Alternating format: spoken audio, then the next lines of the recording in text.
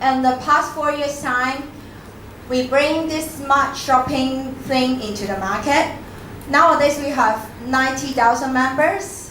Transferring package were really expensive. Some customers do buy Hermes, do buy Prada, Burberry online from UK. And then we self-develop apps and system, real-time status, paperless system, and then secure QR code system. This is really important. So when people come over in our Mong Kok warehouse to collect their package, we need to make sure that that package belongs to him. The loss and missing ratio is really super low, maybe lower than post office. And what our main focus is quality and security. So we got the ISO 9001 qualified company. Our project runs by overseas staffs. Like when we use US warehouse, the staff are all US residents, citizens, so they don't steal or missing parcels. I started this business 5 years ago. At that moment, I got a son, 3 years old. I want to buy him a Thomas bed. I can see that Thomas bed costs around $10,000 in Central. And I searched online for this bed, and I found out that it costs US $299.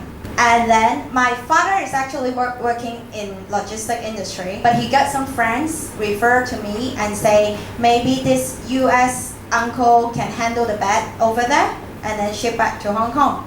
So I tried it. And the bed finally come back to Hong Kong in a total price around $6,000. When the bed arrived at my home, my son was screaming. My son was screaming when I just make up the bed. He's crazy. That happiness costs whatever price is for me.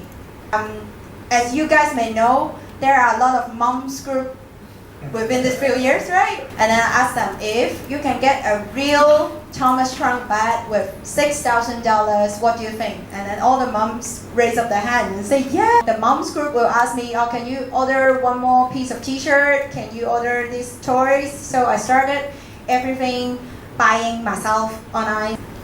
And then I sell to moms, sell to my peers. And one day I suddenly blink and think of Taobao got delivery service. So why not I just share my address out, and then maybe somebody will use my address to buy things. I start a Facebook page with 0 likes, just Facebook page. In 1 hour time, I received the first customer call. This business is not easy to start because people in the logistic industry are really old-minded.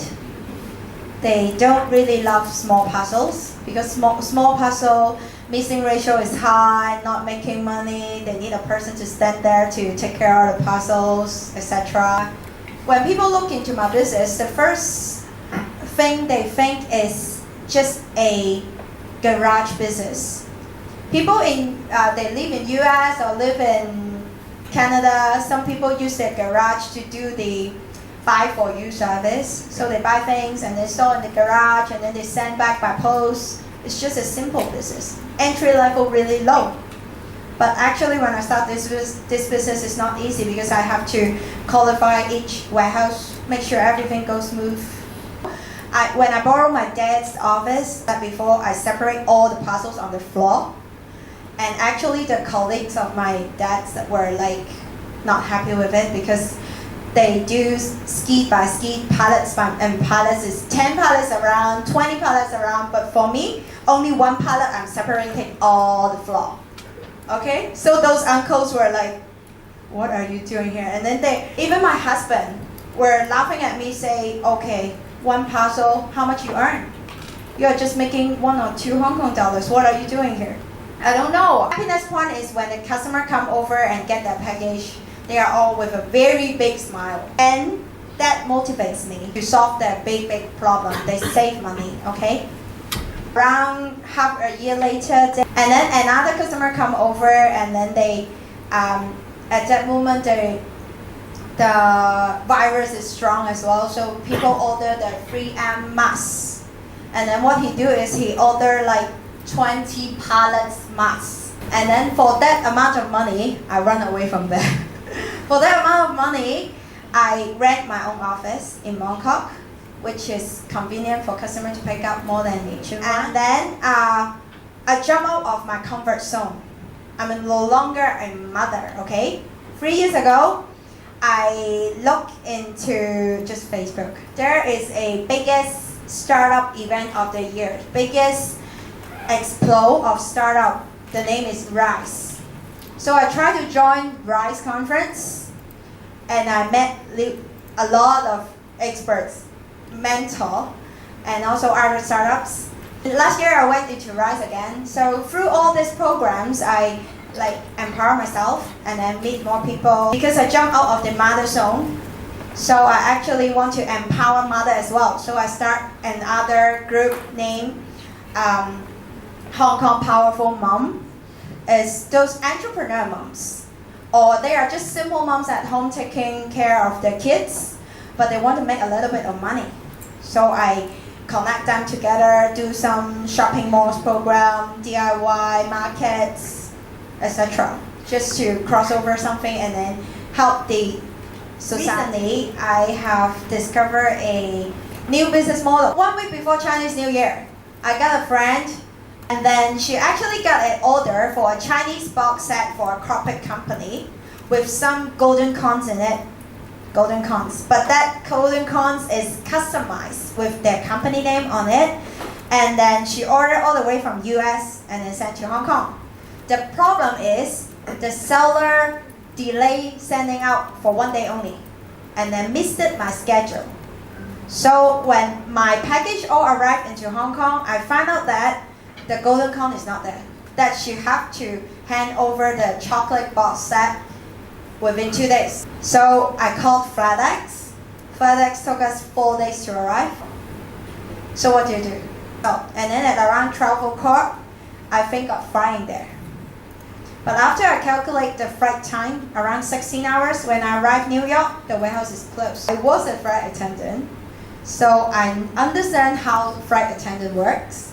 So I messaged my ex-colleague, and after she looked into the next flight, she told me, "Sorry, Terry, there are no friends there." I know it's weird, but she asked friends of friends. And then that flight attendant say, "Okay, yes, I can bring back, but I'm not going out." I asked US warehouse to sort out the pallet first. And then we asked another friend in New York to drive there, pick up the parcel, and send, and all the way drive to the flight attendant and leave into her house. That flight attendant accept the package and then sort it out in her luggage, and then she fly back. And then I went to the airport at 4:30 in the morning, and then I wait for the package. Actually, she come out around 6, and then I take the package, drive to my friend's home. And then we have a breakfast time, and then I go to an ICT presentation. If there is a very emergency or super urgent package, no matter how high is the cost, you will still have it, right? So this becomes another business model. But the truth is, I don't know about logistics. I don't know about logistics. It's just my dad's part, but. By online shopping, it motivates me to understand more about logistics. The local cost for transporting is really high. Let's say if we want to order a cabinet from Japan. So if you just want to ship a cabinet, not only the sea freight price, only the local transport will cost you around $10,000 or over. So that's why the freight company understand that you won't do it. And so they just reject it. If we got the whole container, and then we gather everybody's parcels here, so we can share that 10,000 something all together. That's why I'm charging just $10 per pound for sea shipment. But if there are no, in the words we said, sharing economy, if there are not sharing together, this just don't happen. I think it's just because of the storyline in my Facebook page. Yeah, referrals. I think from the starts are all from referrals. And even some of the customers come up and get their package, they are willing to open up and take a picture for me and share on the Facebook. So I can say everything is organic.